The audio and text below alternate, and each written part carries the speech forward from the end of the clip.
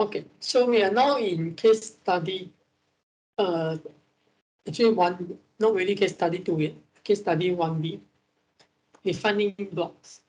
So Dave's colleague, so we have some other guy called Pons who works in the same refinery. He tells Dave that this water, this 100 kilograms per hour of water, is to be used as water to a boiler to generate steam. So before this water, so this is a photo of a boiler, which is equipment that produces steam for use in any plant. And before this water can enter the boiler, this water needs to be pumped to 20 bar gauge, and heated to 105 degrees Celsius. So this is what Pons tells Dave to do, right? And now Dave wants to know, because it seems that we need a new pump. We have to purchase a new pump and install in the refinery. We have to purchase a heat exchanger and install in the refinery. I want to know what kind of pump to buy. I want to know what kind of heat exchanger I need. So there are two requirements that Pons wants us to do. The first is to know how much heat is required for the process, since Pons needs to know how much heating steam will be made. So maybe that this heat exchanger is a steam operated heat exchanger. And the second thing is about the pump sizing. So let's go and see if we can pump this water to 20 bar gauge and heat to 105 degrees. So let's do item 2A.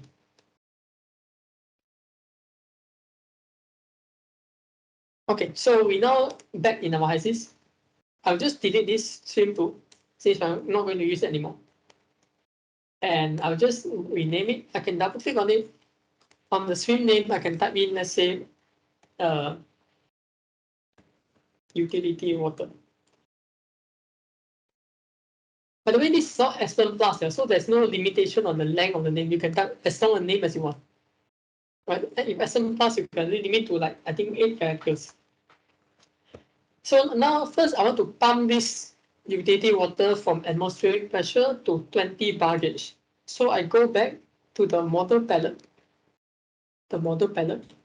I look for the symbol of the pump, which is actually this. If you cannot find it, go on the side to pressure changer, because a pump changes the pressure of the stream.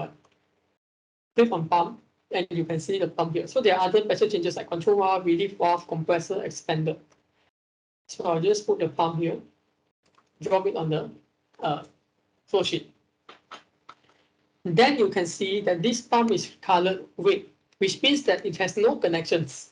We need to give it some connections. So how do we do the connections?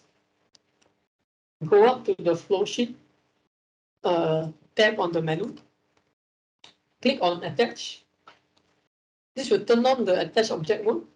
Hover over the utility water, click and hold, and drag to the pump inlet, which has a small blue box. Then release. Then you can see that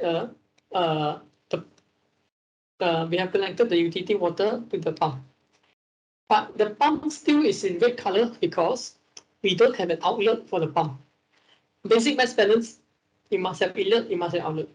So I'm going to add a second string to the flow sheet. Just drop it here.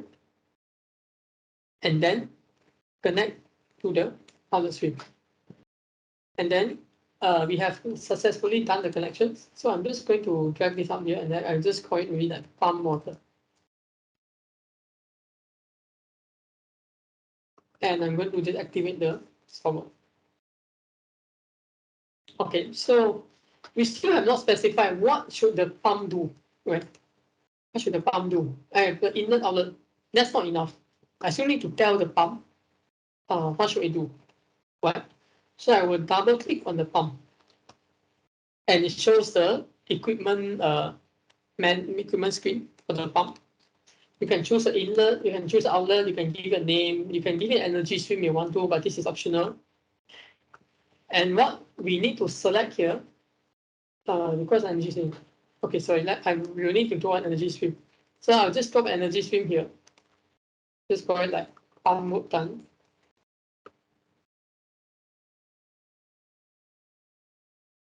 And then I can manually attach that to the pump, or I can just double click on the pump here. Choose it from the energy stream. this will auto attach the energy stream to the pump. So because the pump requires a power input or work done or work input.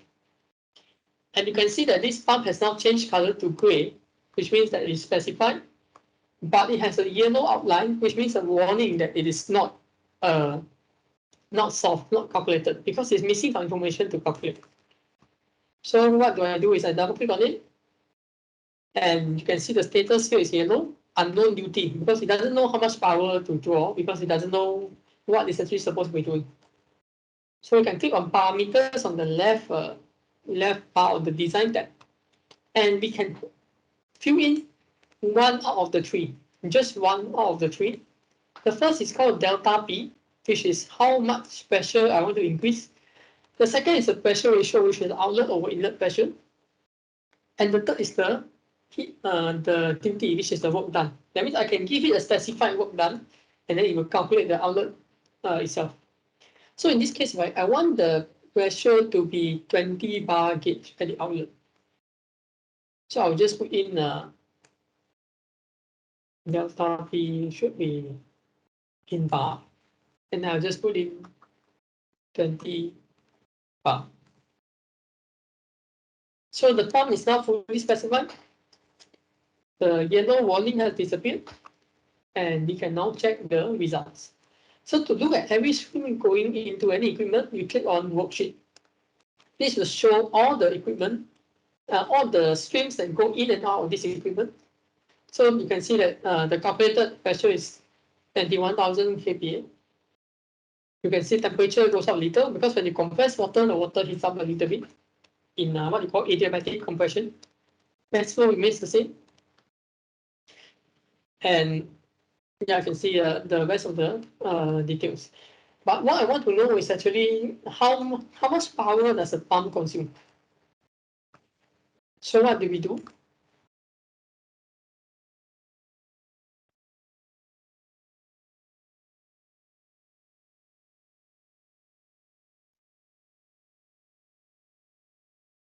We can click on the rating. This rating site is for more like details of the pump. But if you just want to know like what are the results from this pump, right? Just click on the performance tab. And usually the performance tab gives you the results for any equipment that you're interested in. You can see the total power is 0.07 kilowatt. So that's a power required. So let me just make this flow a bit bigger because this is a bit not realistic. So let me just give it 10,000 kilograms per hour, which is like 10 meter cube per hour, which is a more realistic number. And you can see that this pump power now increases 100 times to 7.3 kilowatt, which is actually quite a small pump. So we can buy this pump, install in a refinery, and then we can get the required pressures. So this is for the pump.